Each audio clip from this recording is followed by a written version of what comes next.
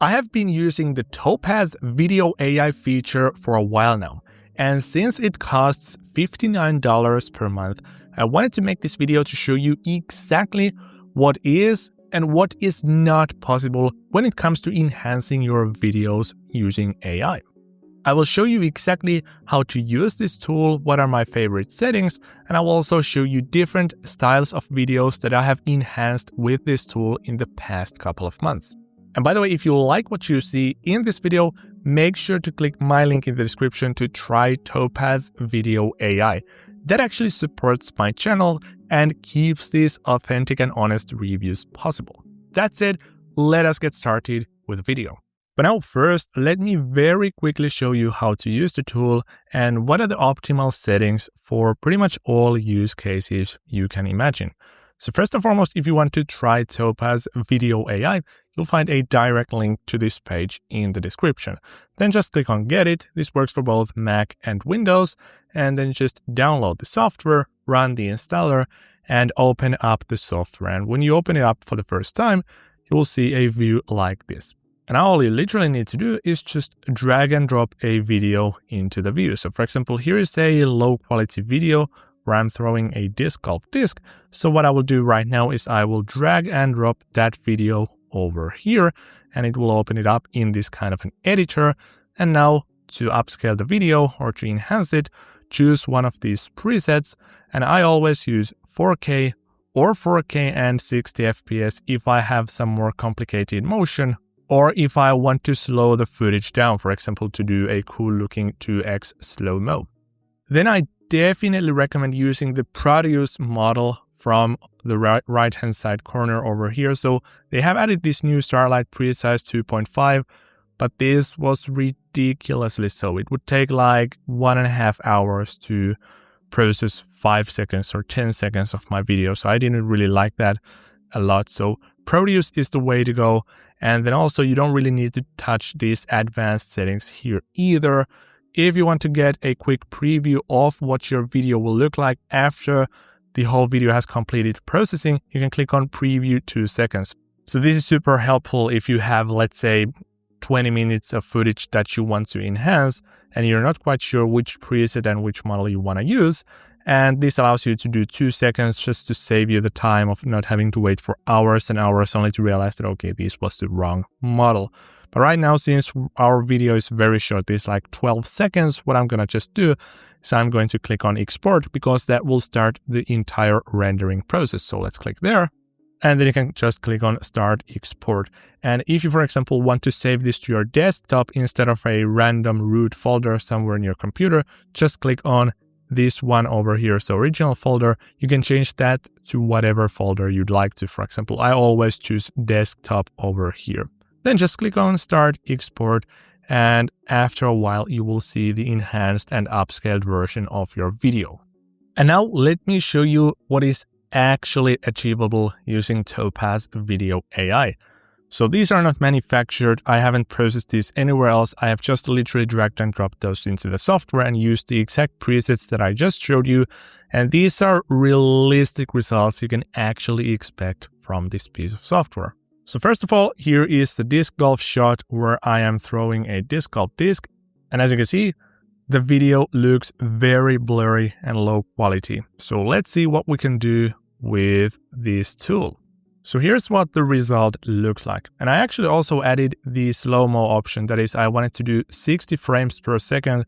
So the AI would basically guess intermediate frames between 2 frames of the video to make it flow smoother if I wanted to slow this video down. But to be honest, that doesn't really matter because this looks absolutely terrible.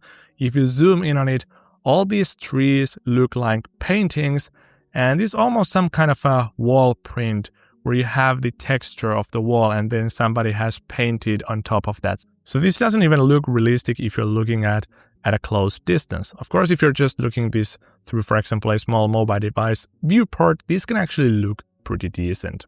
So if you put garbage in, you are going to get garbage back. If you have low quality footage, that basically means that the footage is missing data and information. And how could the AI predict what the scene would have looked like if it has never been there, right? Well, that doesn't make any sense whatsoever. So what can you even expect? So this is not a magical tool that will fix your footage altogether. It will just make it a bit sharper in those situations, but it cannot really save you. If you have like, let's say a 6 out of 10 quality video, you're going to get back probably 6 or 6.5. And in some cases, even way worse, like let's say 5.5 out of 10 quality, because the AI is doing over optimization given the fact that you have so bad footage that the AI doesn't really make anything out of it. So if you have downloaded videos from Snapchat, WhatsApp, or for example, YouTube, or if you have some CCTV footage or such, there's absolutely no way to recover that. Now let me show you another example. So here's a video that is an AI UGC advertisement, and I used the 720p resolution to get a slightly lower quality result back, which is actually good for a video like this because it looks a bit more realistic actually. Just finished the hardest session of my week, and these held up perfectly. Flat sole, locked in fit, zero slip. If you're serious about lifting, you need a pair. But now if we try to get this look better, it is actually not going to improve drastically. In fact, now it looks overly smooth and it looks more artificial and AI robotic-like than it did in the original clip. Just finished the hardest session of my week, and these held up perfectly. Flat sole, locked in fit, zero slip. If you're serious about lifting, you need a pair. So once again, an absolutely terrible result. But now don't get me wrong, a video upscaler tool like Topaz Video AI has some fantastic applications for specific types of footage. Just an example, here is a video that I created for a phone company.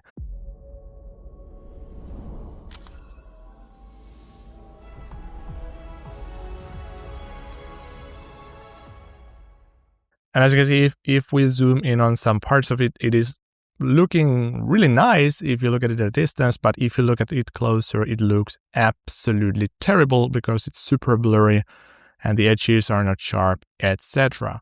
But now here's what the result looks like when I have done some AI video upscaling on this video.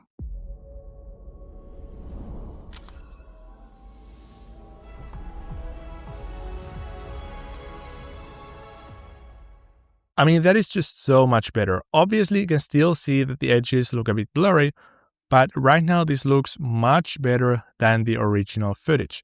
Of course, if you have 480p resolution like I had in the original video, you're just simply not gonna get good looking 4K quality back no matter how hard you try.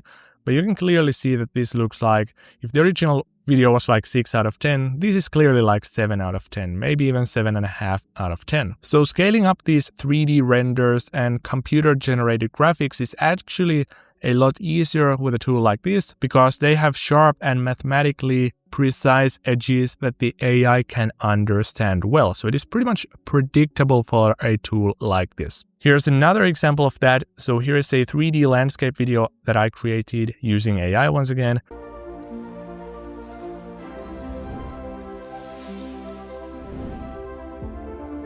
So everything is mathematically well defined and the edges are sharp and such. And even though in this original footage, it looks pretty low resolution, if we actually go to check the result that I got after enhancing, it looks like a night and day difference, especially if you're zooming in on some parts of it or if you're looking at this on a desktop device.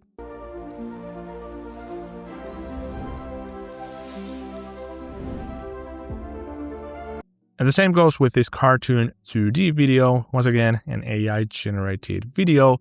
Nonetheless, the point is clear. This a bit blurry and a bit unsharp and looks pretty terrible, especially if you're looking at it on a desktop. But when we use the upscaler, it looks so freaking much better. And now this actually brings me to one of my favorite use cases for a tool like Topaz Video AI. And that is actually enhancing AI-generated videos.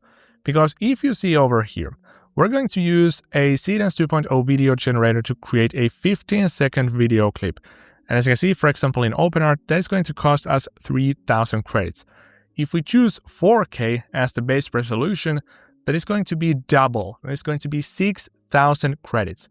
And depending on the platform you're using, usually this 180p resolution video, 15 seconds, is going to be like $5 to $10.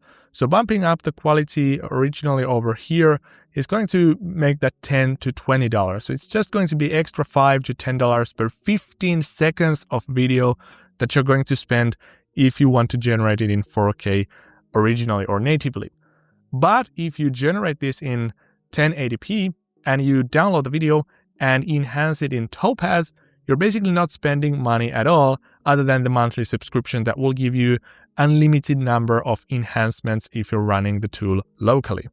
So for instance, if you're creating $10,000 worth of footage with AI in 4K resolution every month, you can drop that down to $5,000 if you're using a tool like Topaz Video AI. So that shows you how to use a tool like Topaz Video AI and also what are the ideal use cases. So basically 2D and 3D renders that have low resolution are the ideal use case because they are mathematically well defined. So a tool like this has the capability of predicting what is actually going on in the original footage to make it look a lot sharper.